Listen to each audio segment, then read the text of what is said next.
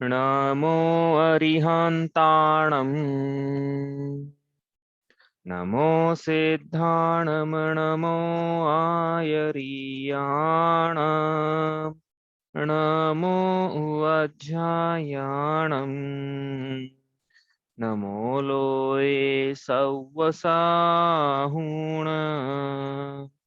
तीन भुवन में सार वीतराग विज्ञानता शिव स्वरूप शिवकार नमः त्रियोग संहारिके।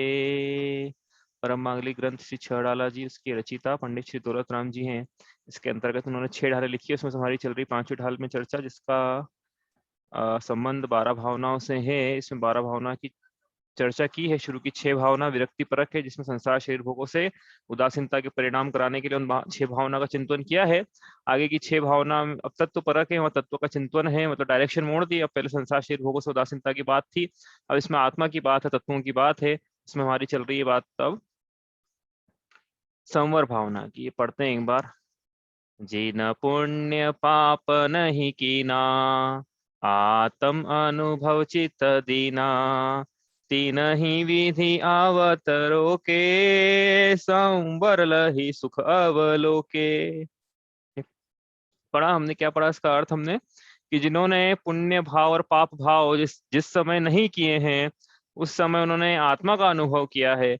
और आत्मा का अनुभव जिन्होंने किया है, उन्होंने द्रव्य आश्रव और भाव आश्रव दोनों का निरोध करके द्रव्य संवर और भाव संवर किया है। और जिन्होंने ही संवर किया है, उन्होंने ही सच्चे सुख की प्राप्ति की है। इस प्रकार से यहाँ पे तो यहाँ पे इस प्रकार से संवर तत्व की चर्चा करी। तो क्या कहा यहाँ पे, जिन्होंने पुण्य पाप नहीं किया है और उन्होंने ही आत्मा का अनुभव किया है। हाँ, तो इसलिए क्या करना है, वो पाप से दृष्टि तो हटानी है भैया। इतना तो सभी बोलते हैं। जैन धर्म कह रहा है कि पुण्य से भी अपनी दृष्टि हटाना है, क्योंकि यदि पुण्य पे दृष्टि है, पुण्य का आश्रय यदि उपादेय लग रहा है, तो इसका मतलब पाप का आश्रय भी उपादेय लग रहा है। क्यों? क्योंकि पुण्य के साथ पाप फ्री में मिलता है। हाँ, गेट 67 पुण्य प्रकृति एंड बाय 100 प्रकृति ऑफ पाप इन फ्री। बाय वर्ड गेट 1 फ्री का ऑफर होता है ना, तो यहाँ बाय 68 गेट 100 फ्री, ऐसा ऑफर है। समझ में आया? बाय 68 गेट 100 फ्री का ऑफर कैसे है? हाँ, पुण्य की तो 68 प्रकृतियां ही हैं, और पाप की 100 प्रकृतियां हैं। और पुण्य की जो 68 प्रकृतियां है ना, वो भी कोई ऐसा बनती रहेगी, ऐसा थोड़ी है वही वही बनता रहा है जीव। जैसे साता है, साता साता ही बनती रहेगी, ऐसा थोड़ी है, साता भी बनेगी। तो पुण्य में तो पाप रूप भी बन जाए, वो मैक्सिमम बनेगी पुण्य रूप 68 है, लेकिन 68 में भी पाप बन जाए, 68 पाप रूप हो जाए। लेकिन पाप में ऐसा एक भी नहीं है कि जो पुण्य रूप पलट के हो जाए। सो की 100 प्रकृतियां सबकी सब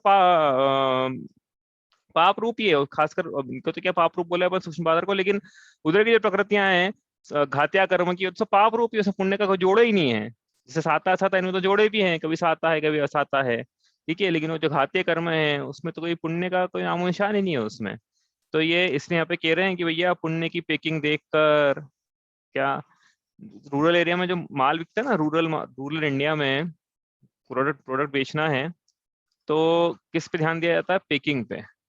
हमने देखा होगा रूरल इंडिया में जो प्रोडक्ट बिकते हैं ना, पहले तो उनका टिकट साइज कम रखना पड़ता है, 10 रुपए, 5 रुपए, 20 रुपए। इसमें से शैम्पू है तो 1 रुपए का पाउच होना चाहिए शैम्पू का, तो वो बिकेगा रूरल इंडिया में। वहाँ 300 रुपए की बोतल बेचोगे तो कोई नहीं खरीदेगा। तो 1 रुपए का पाउच है वो, उसमें भी उसकी वो तो हो गया, वो बेचना है तो उसकी पैकिंग कैसी रहती है?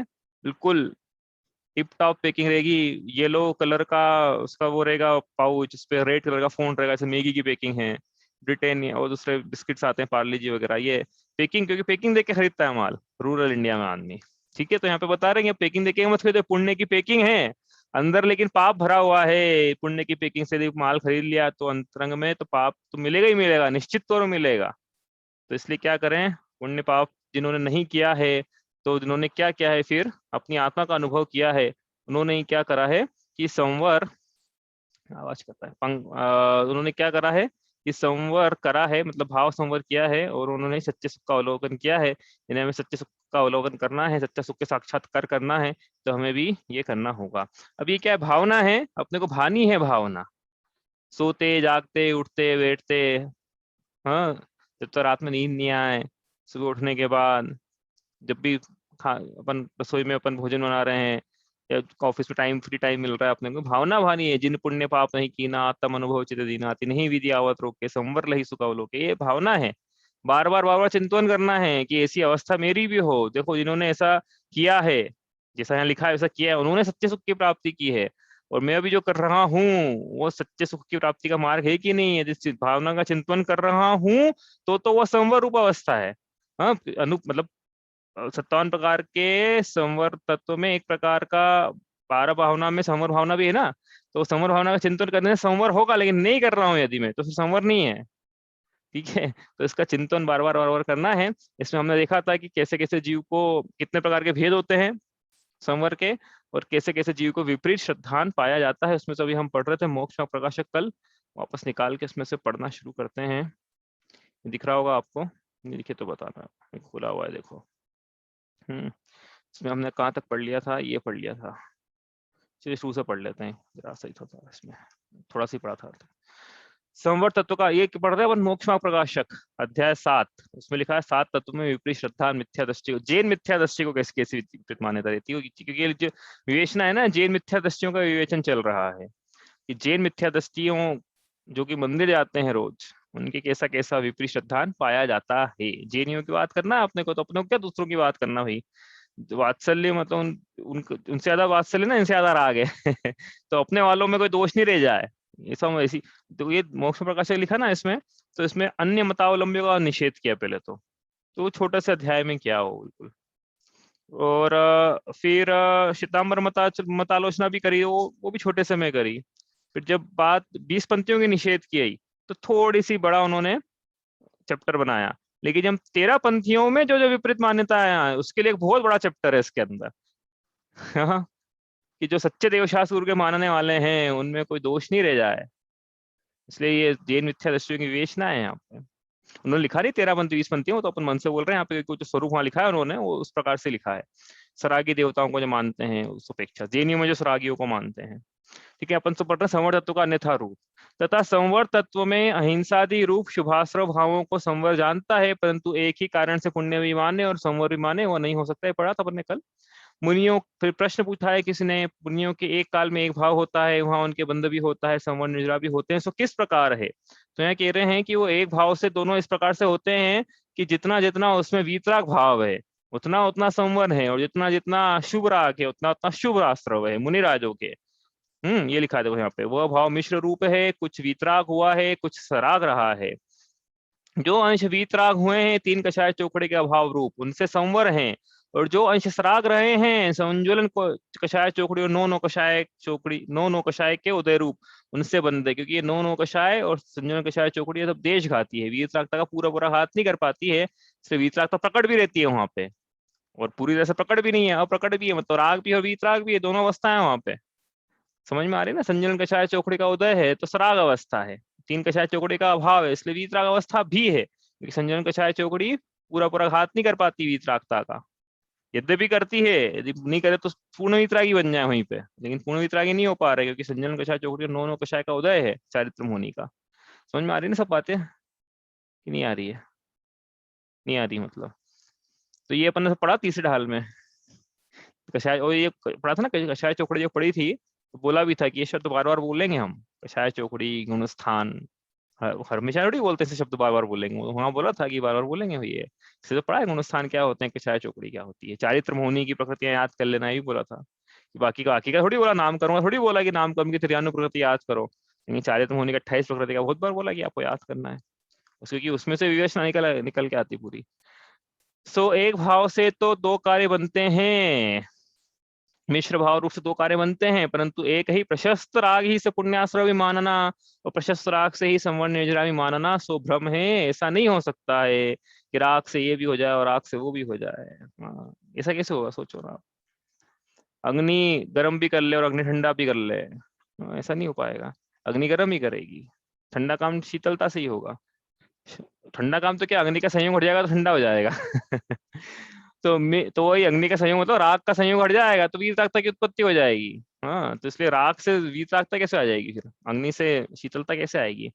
मिश्र भाव में भी सरागता है, यह वीतरागता है, ऐसी पहचान सम्यक दृष्टि के होती है, इसलिए अवशेष सरागता को हे रूप श्रद्धान करता है। इसलिए जितनी भी सरागता पाई जाती है उसमें उपादेय बुद्धि नहीं है, यद्यपि पाई जा रही है। कल बताया था ना कि यद्यपि खताया जा रहा है, लेकिन बुखार अच्छा है ऐसा श्रद्धान नहीं है, इस उसको तो हटाना है अब, लेकिन पाया जा रहा है तो अभी उस पर्याय में करे क्या हो, तो अपन बस प्रयास ही कर सकते हैं हटाने के उसको, लेकिन ऐसा तो नहीं करेगा कोई कि बुखार पाया जा रहा है उसमें उसकी सुख बुद्धि हो कि अच्छा है, होना चाहिए, थोड़ा बहुत तो होना ही चाहिए, ऐसा कोई नहीं मानेगा। वैसे ही यहाँ पे सरागता पाई जा रही थी यद्यपि मुनिराजों को, हाँ संजन कषाय चौकड़ी वाली सरागता हो भैया, ऐसी नहीं जैसी हमको पाई जाती है। तीन कषाय चौकड़ी का भाव रूप सरागता, संजन कषाय चौकड़ी का उदय रूप सरागता, वो सरागता यद्यपि उनके पाए जा रही है, चारित्र में पाई जा रही है, लेकिन श्रद्धान में नहीं पाई। श्रद्धान ऐसा नहीं बना रखा है कि ये सरागता उपादेय है, सरागता अच्छी है, सरागता से पुण्य का बंध होगा, पुण्य का उदय आएगा, ऐसे स्वर्ग देव में मुझे, अरे वो तो वैसी हो चुकी है उनके, सब सम्यक दर्शन हो गया ना, अब तो सब क्या है, सम्यक दर्शन हो ही है उनके, तो अब क्या बचा कि मेरे को वैमानिक देव बनने मिलने ये होगा और वो होगा, कुछ है ही नहीं हो। तो श्रद्धान में जो आत्मा उपादेय भाषित हो रही है, तो स्वर्ग कैसे उपादेय भाषित होगा, स्वर्ग के भोग कैसे उपादेय भाषित होंगे, स्वर्ग जाना है क्यों, इंद्रियों के विषय भोग के लिए, क्यों जाना है स्वर्ग, इंद्रियों के विषय भोग में तो उपादेयता भाषित ही नहीं हो रही है इनको। तो बोल के आ गए पहले कि इंद्रियों के विषय भोग तो कैसे हैं, नागिन के समान है, तो बोला था ना वैराग्य की भावना में, जो जो भोग संजोग मनोहर मन वांछित जग जन पावे, मिथ्या तृष्णा नागिन त्यों त्यों डंके, लहर जहर किया है। तो इनको कोई विषय भोगों में विषय छोड़ना है, इनको विषयों में थोड़ी सा सुख की बुद्धि है, तो स्वर्ग जाना, फिर स्वर्ग क्यों जाना है, वो जाना पड़ेगा, वो एक अलग बात है, रास्ता वहां से होके जा रहा है मोक्ष का, वो अलग बात है, पंचम काल में हो, वो एक अलग बात है। लेकिन जाना, हम जाने जाएं इसलिए राग अच्छा है, ऐसी उपादेयता की बुद्धि यदि रहेगी तो फिर मिथ्या दर्शन हो जाएगा, फिर तो वो जाना भी होगा तो नहीं जा पाएंगे समझ में ही ना बात जाना भी होगा तो नहीं जा पाएंगे, क्योंकि राग उपादेय भाषित हो रहा है, मतलब इस सम्यक दर्शन कहाँ हुआ है, और उस वैमानिक देव बनने की गारंटी सिर्फ सम्यक दर्शन ही दे सकता है। तो ऐसी बात है ये तो, बिन मांगे मोती मिले, मांगे मिले ना, हाँ ऐसी बात हो गई, इस स्वर्ग मांग रहा है तो नहीं मिलेगा, और नहीं मांग रहा है तो मिलेगा अच्छा चतुर्थ काल में तो ऐसी व्यवस्था है, क्या कर सकते हैं क्या। तो अपना श्रद्धा ठीक करना है अपने को, इसलिए नहीं चाहना है कि चाहना है इसलिए नहीं चाहना है कि वहां जाए इसलिए श्रद्धा में नहीं रखें, ये मत बना लेना बुद्धि। तो बहुत बार होके आ गए हैं, हाँ अपन ने पढ़ी थी ना वो कथा यज्ञ दत्ता वाली, उसमें वो मुनिराज जब बता रहे थे तीन लोग की रचना, तो यज्ञ दत्ता ने बोला अरे यहाँ तो मैं होके आ गया, बारहवें का यह वर्णन चल रहा था, यहाँ तो मैं होकर आ चुका हूँ, तो ये हो के आ चुका है जीवन एक बार, हम भी होके आ चुके हैं अनेक बार, लेकिन फिर भी संसरण नहीं मिट रहा है, फिर भी दुख नहीं मिट रहे हैं, इसका मतलब स्वर्ग में सुख देने की शक्ति यदि होती तो फिर अभी भी सुखी होने चाहिए थे, उस समय भी सुखी होने चाहिए थे ना, उस समय सुखी थे ना अभी सुखी हैं, यदि अंतरंग में सम्यक दर्शन नहीं है तो। सम्यक दर्शन सुख का कारण है, इसलिए सम्यक ज्ञान सुख का कारण है। आगे पढ़ते, मिथ्या दृष्टि की ऐसी पहचान नहीं है, कैसी कि सरागता है रूप है, तो इसलिए सराग भाव में संवर के भ्रम से प्रशस्त राग रूप कार्य को उपादेय रूप श्रद्धान करता है, इसलिए उसका मिथ्या दर्शन पाया जाता है। क्या लिखा है, सराग भाव में से संवर होता है, पंक्ति समझ में आ रही कि नहीं, जल्दी पढ़ रहा हूं मैं, पंक्ति समझ में आ रही ना भैया, सराग भाव से संवर होता है ऐसा वो मानता है। हम्म और इसलिए प्रशस्त राग रूप कार्य को उपादेय रूप सिद्धांत करता है, तो शुभ से शुभ भाव से पुण्य भाव से संवर होता है ऐसा मानना, ये संवर तत्व में विपरीत श्रद्धान है। ठीक है, आगे पढ़ते हैं अपन, अब ये तो हमने पढ़ लिया था कल, आगे यहाँ नया विषय यहाँ से ये भी पढ़ लिया, हालांकि एक बार रिवीजन करना है अपने को तो। तथा सिद्धांत में गुप्ती समिति धर्म अनुप्रेक्षा परिचय जय और चारित्र आ गए, 57 प्रकार के भेद, हाँ 57 आ गए पूरे, एग्जैक्ट 57 है, व्रत नहीं लिया इन्होंने तो 57 आ गए एग्जैक्ट, 3 गुप्ती 5 समिति 10 धर्म 12 अनुपेक्षा 22 परिचय और 5 चारित्र, जोड़ो जोड़ो क्या 57 आ जाएंगे।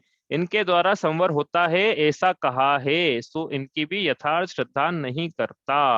अच्छा ये सूत्र जी का सूत्र भी है, गुप्त समिति धर्मानुपेक्षा परिचय अरित्र, तत्वा सूत्र जी के 90 अध्याय का दूसरा सूत्र है, ऐसा लिखा है फुट नोट में, तो वो लिखा है उन्होंने यहाँ पे।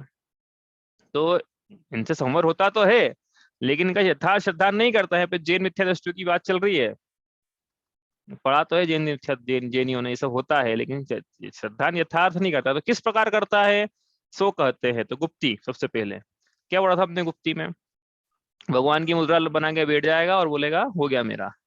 पढ़ते हैं अपन, चलो।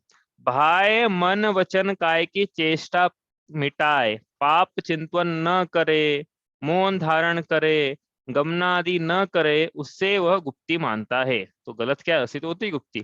मन वचन काय की चेष्टा मिटा के पाप चिंतन न करना, मौन धारण करना, तो हो गया ना। मौन धारण करा तो वचन गुप्ती हो गई, गमना नहीं करा तो काय गुप्ती हो गई, और पाप चिंतन नहीं करा तो मन गुप्ती हो गई। मन वचन काय की गुप्ती हो गई ना। पाप चिंतन नहीं करा तो मन की गुप्ती, मौन धारण करा उसने, अपने वचनों को रोक के रखा है उसने, तो हो गई ना फिर वचन गुप्ती। गलत क्या है? और गमनादि नहीं कर रहा है भगवान की मुद्रा से, आपका शरीर शरीर ऐसे बना के बैठ गया, आप रोक के रखा शरीर की क्रियाओं को, तो हो गई काय गुप्ती भी, कि नहीं हुई। हाँ देखो क्या लिखा है यहाँ पे। सो यहाँ तो मन में भक्ति आदि रूप प्रशस्त राग से नाना विकल्प होते हैं।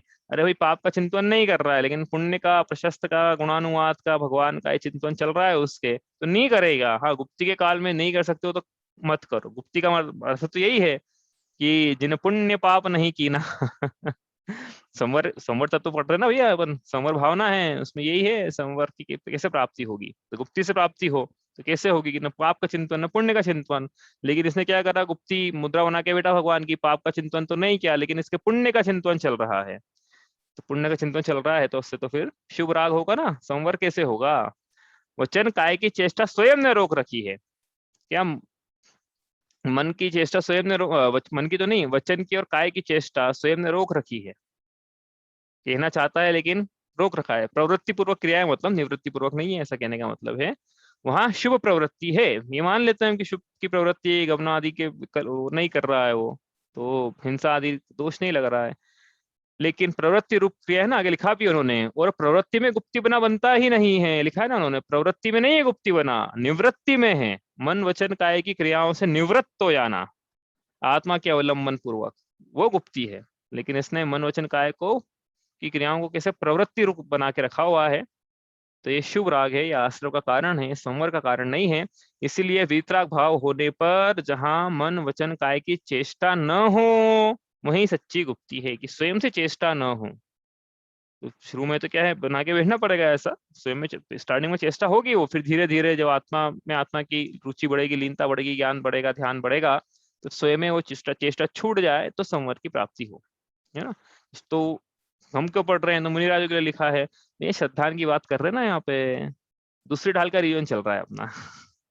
दूसरी ढाल मिथ्या दर्शन की ढाल है। मिथ्या दर्शन मतलब विपरीत श्रद्धान। तो जैन मिथ्या दृष्टि को कैसा विपरीत श्रद्धान पाया जाता है, संवर तत्व को लेके वो पढ़ रहे हैं अपन। तो गुप्ति को लेके कैसा पाया जाता है कि चेष्टा करना, प्रवृत्ति करना, मन वचन कायिक क्रियाओं को रोक के रखना प्रवृत्ति पूर्वक, ये गुप्ति है, तो इसका विपरीत श्रद्धान है, ये पढ़ रहे हैं। आई ना बात समझ में।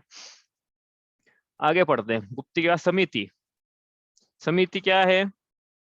प्रमाद छोड़कर हिंसादि के परिणामों से निवृत्ति समिति है। पढ़ते हैं इसको। ये वास्तविक समिति ये है, लेकिन इसने क्या माना हुआ है, तथा पर जीवों की रक्षा के अर्थ यत्नाचार प्रवृत्ति, उसको समिति मानता है कि पर के जीवा यत्नाचार पूर्वक प्रवृत्ति करूं मैं। हाँ 5 समितियों से। समितियां क्या होती है वास्तव में? मुनिराजों के प्रोटोकॉल है।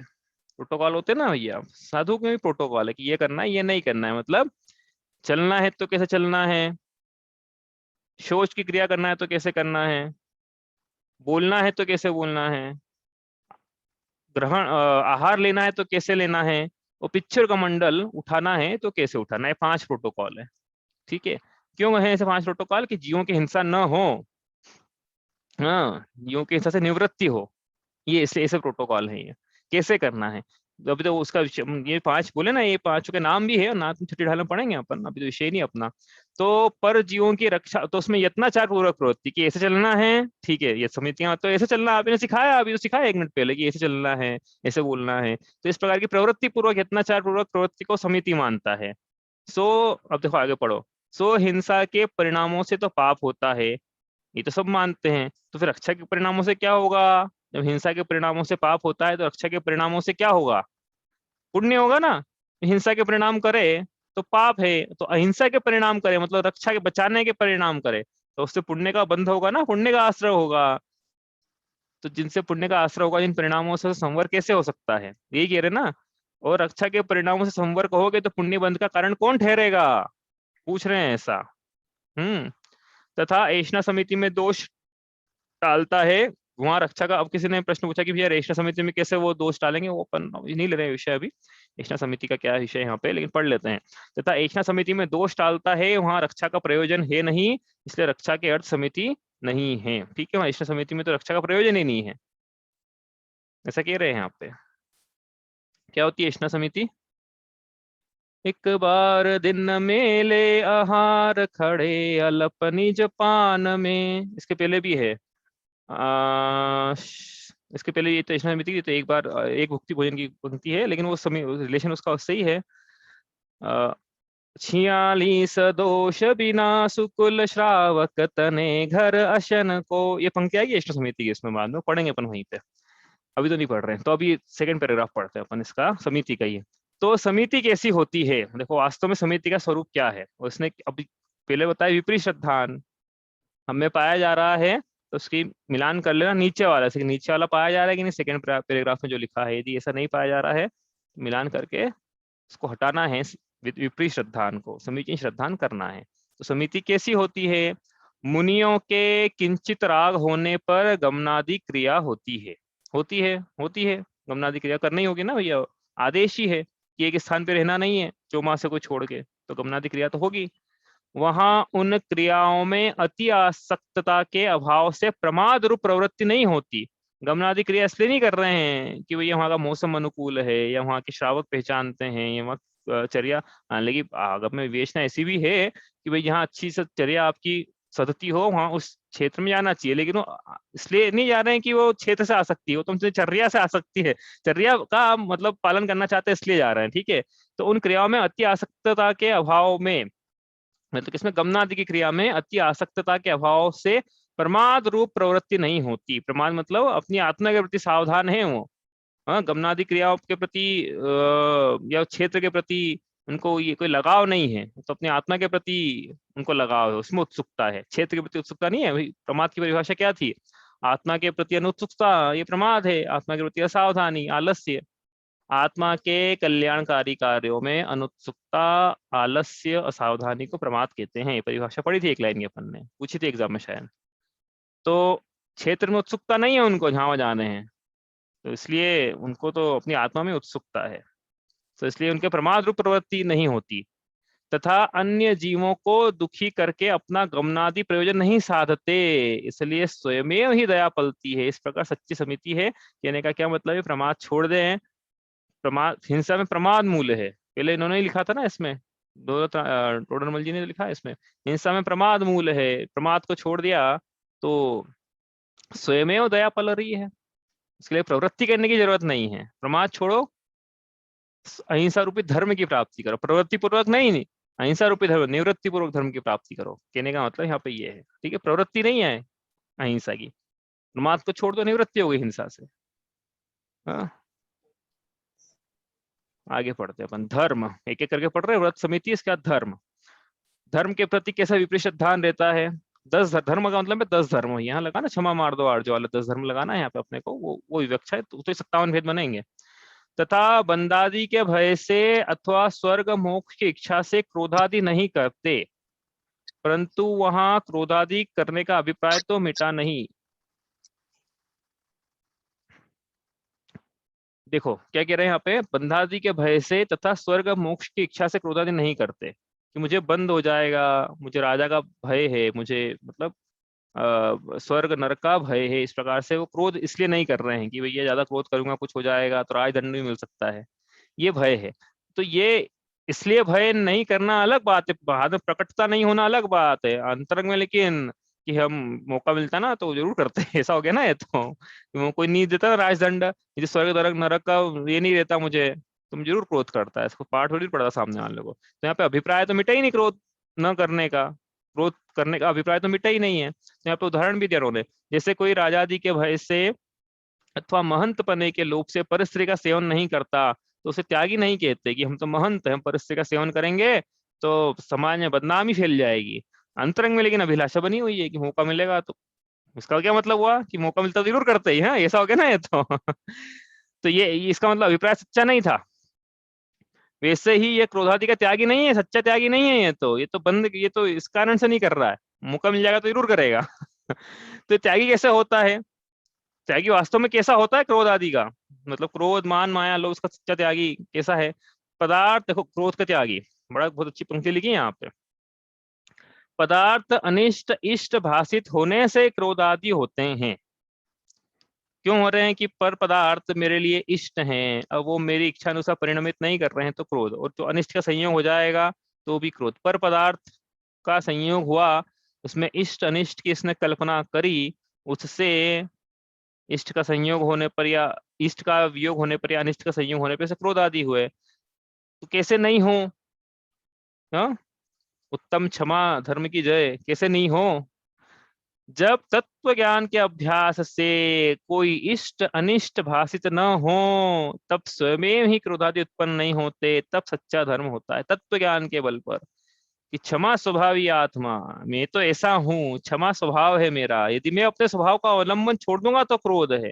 और संसार में कोई इष्ट अनिष्ट है ही नहीं, संसार में पर पदार्थ अपनी योग्यता अनुसार परिणमित हो रहे हैं, कोई भी इष्ट अनिष्ट नहीं है, कोई मुझे सुख का देने वाला नहीं, कोई दुख का देने वाला नहीं, संसार में कोई भी शरणभूत नहीं सुख का देने वाला। तो वो शरण को जो हटा लेगा तो दुख की प्राप्ति भी नहीं होगी। भाई दुख की प्राप्ति क्यों होती है? कि शरणभूत जो हमें लग रहा है उसका वियोग हो जाए तो वो दुख की प्राप्ति। तो न कोई शरण देने वाला है, न उस शरणभूत कोई हटाने वाला, उस सब पर पदार्थ प्रकृति की सारी व्यवस्था स्वतंत्र है।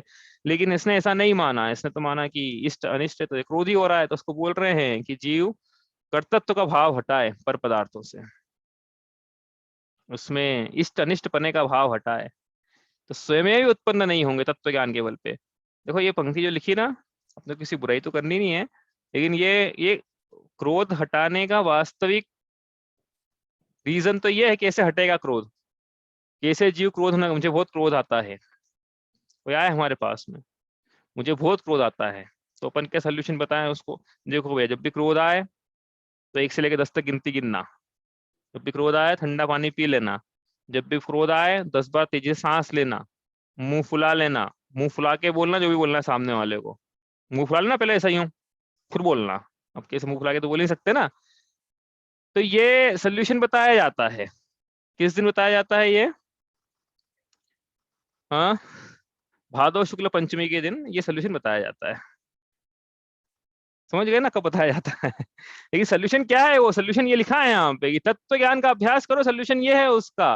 पर पदार्थ इस अनिष्ट नहीं होते हैं, ये तुम्हारी कल्पनाएं हैं। तो पर पदार्थ से इस अनिष्ट की बुद्धि तत्व ज्ञान के बल से हटेगी। तो तत्व ज्ञान का 7 तत्वों में 7 तत्व पढ़ाए जाए उसको, 7 तत्व में विपरीत मान्यता निकाल ली जाए, 7 तत्वों का सम्यक स्वरूप बतलाया जाए, तत्व क्यों इंपॉर्टेंट है बतलाया जाए, तत्व की चर्चा हो, जिनवाणी की चर्चा हो, तो फिर तो फिर भाद्र शुक्ल पंचमी में सुना ना अपन ने 1 घंटा, उसकी क्रोध को कैसे काबू में किया जाए, वो काम का है। यदि वो नहीं सुना तो फिर अभी, फिर बाकी दर्शन भी तो वही बता रहे हैं जो हम बता रहे हैं कि 1 से लेकर 10 तक गिनती गिनो वगैरह वगैरह, तो हमें उनमें क्या अंतर रह जाएगा बताओ? तो हमने वो टाइम, जो लोग माइक पकड़ के बैठते ना उस दिन, उनकी रिस्पॉन्सिबिलिटी, आप पकड़ो ना उस दिन माइक, तो आपकी रिस्पॉन्सिबिलिटी है कि लोगों को जिनवाणी मिले, लोगों को ये फालतू दूसरी बातें नहीं मिले, है ना। आपको बताया था विश्व सागर जी महाराज की, एक बार मैंने बताई थी बात कि वो समूह शरण में कुछ चल रहा था पंचकल्याण महोत्सव, तो उसमें होते रहता है कार्यक्रम, तो उसमें बारी आई तो आचार्य श्री ने प्रवचन दिया वो उस कार्यक्रम में। बोले ये इतने लोग, 2000 लोग आए हैं पंचकल्याणक में सुनने के लिए, जो भी नंबर था। बोले ये बिना तत्व के नहीं चले जाए घर में, ऐसे कुछ भी बता दो अपन यहाँ पे, ये जिनवाणी लेके जाए साथ में, ये भगवान महावीर का प्रसाद लेके जाए साथ में, उन्होंने ये दिया प्रसाद के रूप में कि लो ये तत्व पान करो, तो तत्व पिलाओ इनको, ये ऐसे चले जाएंगे सूखे सूखे तो इनका संसार परिग्रहण कहीं मिटेगा ही नहीं। उन्होंने धर्म के क्षेत्र में आके भी यही सिखाएंगे उनको कि पैसा कैसे कमाना है और गुस्से को ये सांस फुला के रोकना है, तो इनको लगेगा कि लो धर्म भी ऐसे ही होता है। धर्म तो हम तो फिर दूसरा आर्ट ऑफ लिविंग है ना हमारे यहाँ, तो हमारे श्री श्री श्री बहुत सारे सिखाने वाले हैं, सब वहां चले जाएंगे। तो इसलिए क्या है, सच्ची बात सिखाई जाए। आगे चलते हैं, अनुप्रेक्षा तथा, अब अनुप्रेक्षा पढ़ ही रहे हैं इसमें, तो अनुप्रेक्षा में हमने क्या पढ़ा था? बार बार किसी बात का चिंतन करना, चिंतन करके संसार शरीर भोगों के से विरक्ति के परिणाम हो जाना। हाँ, ये अनुप्रेक्षा है, विरक्ति पूर्वक बोला था, निवृत्ति हो गई ना, क्योंकि वहां से यहाँ भी निवृत्ति हुई। तथा अनित्यादि चिंतन से शरीर आदि को बुरा जान, हितकारी न जानकर उनसे उदास होना, उसका नाम अनुप्रेक्षा है। ऐसा है क्या? नित्य आदि चिंतन से शरीर आदि को बुरा जान, हितकारी न जानकर उनसे उदास होना, हाँ, उसका नाम अनुपेक्षा है। सो यह तो जैसे देखो क्या लिखा है यहाँ पे कि जैसे ये शरीर का चिंतन करवा दे, इतना अशुचि है, घृणा हो जाए, इससे कुटुंबियों से घृणा हो जाए, फिर उनसे वो ईर्ष्या करने लग जाए, या उनसे इसलिए उदास हो जाए कि ये तो मेरा साथी था, अब ये मेरा आस्तीन का सांप निकला है, ये तो ये ऐसा है, इसको अनुप्रेक्षा नहीं है। सच्चा स्वरूप बतला के उदासीनता के परिणाम होना वो अनुप्रेक्षा है। तो यहाँ पर जो ऊपर उन्होंने उदाहरण लिया है उस उदाहरण के रूप में समझाया है। सो यह तो जैसे कोई मित्र था, तब उसे राग था, पश्चात में उसके अवगुण देखकर उससे उदासीन हुआ, उसी प्रकार शरीर आदि से भी राग था, पश्चात अनित्य आदि अवगुण, अशुचिता आदि अवगुण देखकर उदासीन हुआ, परंतु ऐसी उदासीनता तो द्वेष रूप है, घृणा रूप है, ईर्ष्या रूप है। अपना और शरीर आदि का जहां जैसा स्वभाव है वहां पहचान कर भ्रम को मिटाकर भला जानकर राग नहीं करना कि ये शरीर अच्छा इसलिए राग करूं, बुरा जानकर द्वेष नहीं करना कि शरीर बुरा इसलिए द्वेष नहीं करना। ऐसी बिना राग द्वेष निवृत्ति होना है सच्ची उदासीनता के अर्थ। अर्थ यथार्थ अनित्यादि का चिंतन करना ही सच्ची अनुप्रेक्षा है। ऐसा यहाँ पर अपन ने पढ़ा। आगे चलते हैं, समय जा रहा है, तो अनुप्रेक्षा तो पढ़ ही रहे हैं अपन। परिचय, परिचय मतलब क्या? आत्मा के वीर्य का अवलंबन लेकर, हाँ, क्षुधा आदि परिचयों को जीतना, हाँ, ज्ञाता दृष्टा रूप, मतलब कर्मों के उदय को ज्ञाता दृष्टा के रूप में देखना, वो परिचय जय है। लेकिन इसने क्या करा? तथा क्षुधादि होने पर उनके नाश का उपाय नहीं करना उसे परिचय सहना कहता है। सो उपाय तो नहीं किया और अंतरंग में क्षुधादि अनिष्ट सामग्री मिलने पर दुखी हुआ, रति आदि का कारण मिलने पर सुखी हुआ, तो वे दुख सुख रूप परिणाम है। वही आर ध्यान रोध ध्यान है कि नहीं दुखी हो रहे हैं लेकिन भोजन तो नहीं कर पाएंगे हम, ये हमारा सहना है और क्या, इसी को सहना बोलते हैं। तो ऐसा नहीं है, ऐसे भाव संवर कैसे होगा? इसलिए दुख का कारण मिलने पर दुखी ना हो और सुख का कारण मिलने पर सुखी ना हो, वो संवर है। क्योंकि ज्ञात ज्ञेय रूप से उनका जानने वाला ही रहूं मैं। कर्म का उदय ऐसा है मेरा, साता वेदनी का उदय, इससे रात में मुझे पीड़ा हो रही है, दंश मंशक हो रहा है। हाँ, ये हमारे कर्म का उदय है। ऐसा चिंतन करते हुए अपने आत्मा का वीर्य का अवलंबन लेकर, आत्मा की शक्ति का अवलंबन लेकर उसमें लीन हो जाना, ये सच्चा परिचय है। लेकिन इसने क्या माना कि बहिरंग प्रवृत्ति से ऐसा नहीं हो पाएगा। आगे, चारित्र तथा हिंसादि सावध्य योग के त्याग को चारित्र मानता है, वहां महाव्रतादि रूप शुभ शुभ योग को उपादेयपन से ग्राह्य मानता है। कि क्या है, 5 प्रकार के चारित्र है उसमें। जैसे अपन इसकी बात करें, व्रतों की बात करें, तो अहिंसा व्रत, अहिंसा महाव्रत, उसका मुझे प्रवृत्ति करूंगा, शुभादय, यहाँ लिखा ना महाव्रतादि रूप शुभ योग को उपादेयपन से ग्राह्य मानता है कि इसका ये उपादेय है मेरे लिए। तो देखो उन्होंने क्या लिखा, बोल्ड करा है इसको डॉक्टर साहब ने। परंतु तत्वार्थ सूत्र में आश्रव पदार्थ का निरूपण करते हुए महाव्रत अनुव्रत को भी आश्रव रूप कहा है। बताओ आश्रव से संवर कैसे होगा? मतलब महाव्रत रूप धारण करने के जो भाव हैं वो आश्रव के भाव है, संवर के भाव नहीं है, ऐसा कहा है, यहाँ लिखा भी है। वे उपादेय कैसे हों? तथा आश्रव तो बंध का साधक है और चारित्र मोक्ष का साधक है। इसलिए देखो क्या है, इसीलिए महाव्रतादि रूप आश्रव भावों को चारित्र अपना संभव नहीं होता। सकल कषाय रहित जो उदासीन भाव है उसी का नाम चारित्र है। मतलब आत्मा क्या, वीतराग चारित्र से निष्कषाय भावों की उत्पत्ति होना, वो चारित्र है। लेकिन इसने क्या बोला, 28 गुणों का धारण करना, ये चारित्र है बहिरंग में, मतलब हाँ, अंतरंग में नहीं। जो चारित्र मोह के देशघाती स्पर्धकों के उदय से महामंत्र प्रशस्त राग होता है, वह चारित्र का मल है। इसे छूटता न जानकर उसका त्याग नहीं करते, सावध्य योग का ही त्याग करते हैं। देखो यहाँ पे क्या लिखा है, परंतु जैसे कोई पुरुष कंद मुलादि बहुत दोष वाली हरित काय का त्याग करता है और कितना ही हरित कायों का भक्षण करता है परंतु उसे धर्म नहीं मानता, उसी प्रकार मुनि हिंसा आदि तीव्र कषाय भावों का त्याग करते हैं और कितने ही मंद कषाय महाव्रत आदि का पालन करते हैं परंतु उस महाव्रत आदि के पालन को धर्म नहीं मानते। कहने का क्या मतलब है, क्या लिखा है यहाँ पे कि कोई ज्यादा पाप से कम पाप में आया है, पुण्य में आया है, तो उस पुण्य को धर्म नहीं मानता है। तो ये इन्होंने महाव्रत का मतलब ज्यादा पाप छोड़ा इन्होंने। अब ये शुभ राग पाया जा रहा है तो शुभ राग को धर्म नहीं मानते हैं, ये उसको भी हे रूप मानते हैं। यदि ऐसा मतलब शुभ राग मतलब वो महाव्रत धारण करने का जो शुभ राग है वो धर्म रूप नहीं है, वो आश्रय रूप है, ये ऐसा मानते हैं, ऐसा मानना चाहिए। यदि ऐसा है तो चारित्र के 13 भेदों में महाव्रत आदि कैसे कई प्रश्न उठाया उन्होंने, तो उसका समाधान यह है कि ये व्यवहार चारित्र है, वे 13 प्रकार के चारित्र कहे ना। कौन कौन से 13 प्रकार के कहे हैं? और व्यवहार नाम उपचार का है। सो महाव्रतादि होने पर ही वीतराग चारित्र होता है, ऐसा संबंध जानकर महाव्रतादि में चारित्र का उपचार किया। निश्चय से निष्कषा भाव में सच्चा चारित्र है। आई एम श्योर कि बहुत से लोगों को तो समझ में नहीं आ रहा होगा क्या लिखा है सब ये। शांति से आप पढ़ना है इसको, क्या है, इसकी एक एक लाइन अपन खोल के पढ़े तो ज्यादा मजा आता है। अपन तो क्या है, अपना रिवीजन के रूप में ले रहे हैं इसको, इससे थोड़ा अपन फास्ट ट्रैक पे चल रहे हैं। ये इतना फास्ट ट्रैक पढ़ने का विषय नहीं है, इसको आराम से एक एक लाइन, बिल्कुल एक एक लाइन आराम आराम से पढ़ने का विषय है।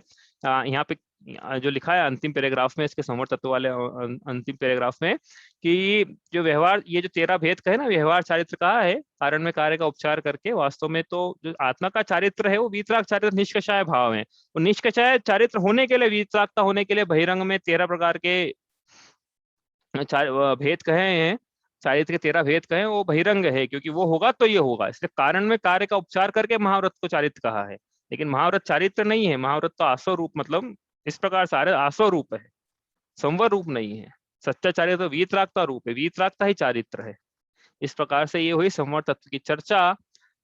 अभी तो विषय बाकी इसमें इसलिए है कि अभी तो अपने संवर तत्व की चर्चा करी है, अभी संवर भावना बची हुई है, तो उसकी चर्चा अब आज तो समय हो गया है। आपका कोई प्रश्न हो तो आप इसमें पूछ लो। इस प्रकार संवर के कारणों को अन्यथा जानते हुए संवर का सच्चा श्रद्धानी नहीं होता। तो हमें ऐसा श्रद्धान पाया जा रहा है, तो क्या करना है, लिस्ट बना ली ना अपन ने, क्या क्या पाया जाता है संवर तत्व से संबंधी विपरीत श्रद्धान हमको, तो हमें वो श्रद्धान दिखाया जा रहा है। तो क्या करना है, दूसरी ढाल से बोलते आ रहे हैं भैया, पहली ढाल से बोलते आ रहे हैं कि ये नहीं हटाएंगे तो धर्म का मार्ग शुरू ही नहीं होगा।